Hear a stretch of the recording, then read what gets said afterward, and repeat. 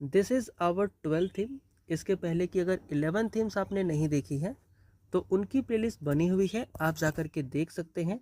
In this theme we will discuss the education. Education एक ऐसा theme है जहां से हर साल क्वेश्चन हमारे एग्जाम में पूछे जाते हैं, और इस 10 मिनट की वीडियो को देखने के बाद आई कैन बेट कि एजुकेशन से पूछे जाने वाला कोई भी सवाल, चाहे वो आर्गुमेंट हो, चाहे वो ऐसे हो या हो रिपोर्ट, आप अच्छे से लिख पाएंगे। सो प्लीज़ इस वीडियो को एंड तक देखना और अपने मार्क्स पेपर 2 के अंदर सिक्योर कर लेना। सबसे पहले हम बात करते हैं एजुकेशन की। तो आखिर एजुकेशन हम कहते किसको हैं? तो आपको पता लगेगा कि एजुकेशन बेसिकली एक प्रोसेस है जहाँ पर हम नॉलेज को अक्वायर करते हैं, स्किल को सीखते हैं, वैल्यू को सीखते हैं और एटीट्यूड को सीखते हैं for the individual and societal development. अब ये जो हमारा एजुकेशन है is the foundation of human capital and national development. यानी कि नेशन की डेवलपमेंट और ह्यूमन कैपिटल की अगर कोई फाउंडेशन है तो दैट इज एजुकेशन।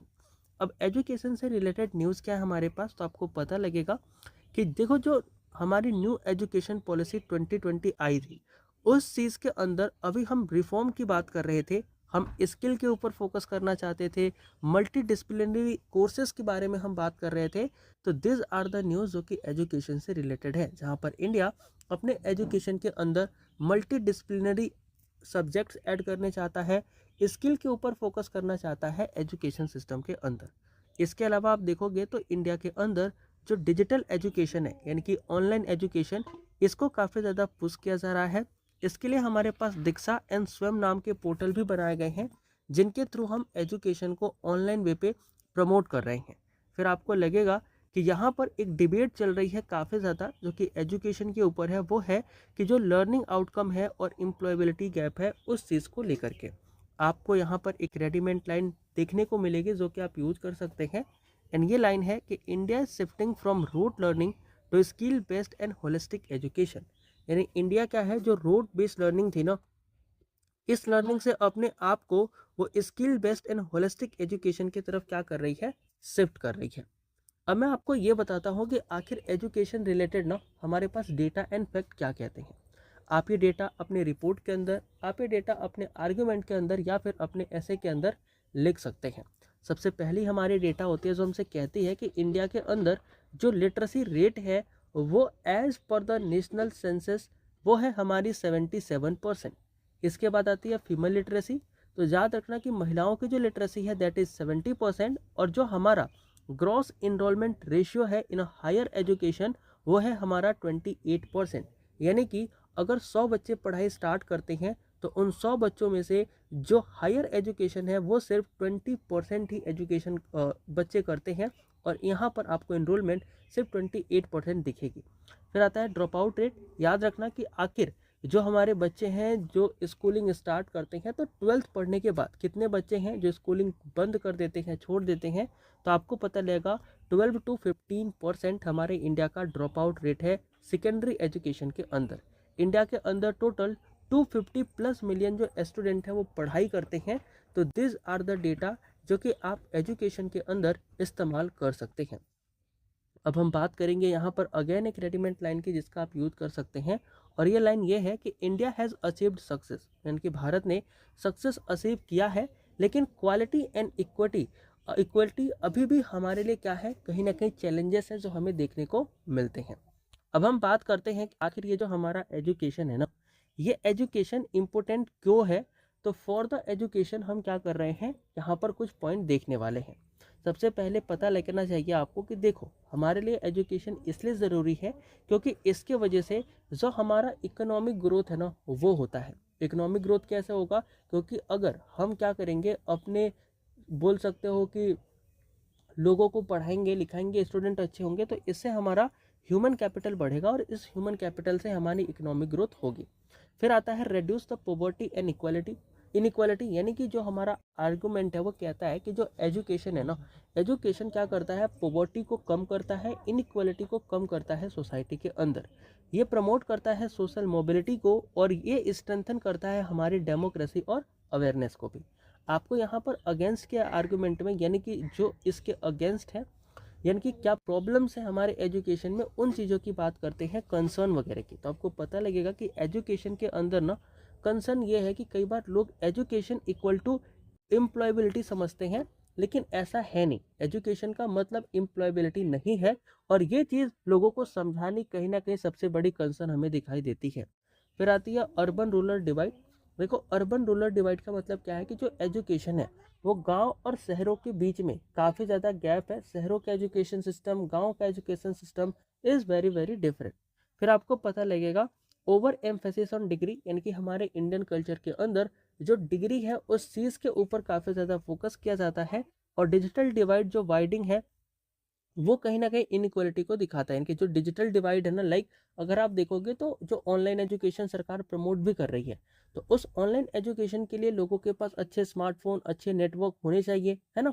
लेकिन आज देखोगे तो ये जो डिजिटल डिवाइड है, इनकी जो डिजिटल फैसिलिटीज़ है ना, वो हर किसी के पास इक्वल नहीं है। तो एजुकेशन का एक्सेस भी हर किसी के पास इक्वल नहीं है, और this will be the challenge जो कि आप यहाँ पर लिख सकते हैं। अब एक चीज जो कि आप करंट अफेयर की न्यूज से यहाँ पे पढ़ भी सकते हो और इस चीज को मेंशन भी कर सकते हो इस थीम में, वो ये है कि लास्ट 2-3 सालों के अंदर जो गवर्नमेंट है ना, उसने अपने बजट का एक बहुत बड़ा हिस्सा जो है वो एजुकेशन के ऊपर एलोकेट करना स्टार्ट कर दिया है। आपको पता लगेगा कि इंडिया में जो बजट एंड पॉलिसी अटेंशन है ना, वो एजुकेशन को मिली है। कॉन्टिन्यूसली जो एलोकेशन है वो एजुकेशन सेक्टर की तरफ काफ़ी ज़्यादा बढ़ता जा रहा है, जिसके वजह से पब्लिक इन्वेस्टमेंट का सिग्नल हमें जा रहा है एजुकेशन में, और एजुकेशन जो है वो ह्यूमन कैपिटल को आगे लेकर के जा रही है। तो दिस इज द थिंग जो कि आप मेंशन कर सकते हैं।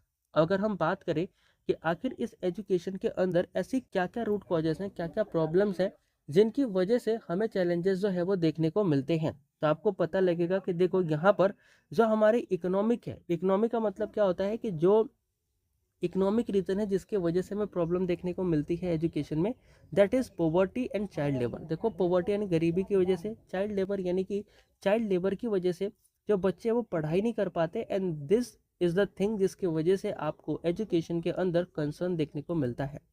फिर हमारा आता है सोशल कॉजेस। सोशल कॉजेस के अंदर आएगा जेंडर बायसनेस एजुकेशन के अंदर दिखने को मिलती है, और जेंडर बायस्ड एंड इनइक्वालिटी की वजह से जो हमारी एजुकेशन है वो उतनी अच्छी नहीं हो पाती है। फिर हमारा आता है इंस्टीट्यूशनल कॉजेस। इंस्टीट्यूशनल कॉजेस के अंदर देखोगे तो इंफ्रास्ट्रक्चर स्कूलों के अंदर उतने अच्छे नहीं हैं, टीचर की शॉर्टेज है, and this are the thing जिसकी वजह से आपको ये प्रॉब्लम देखने को मिलती है।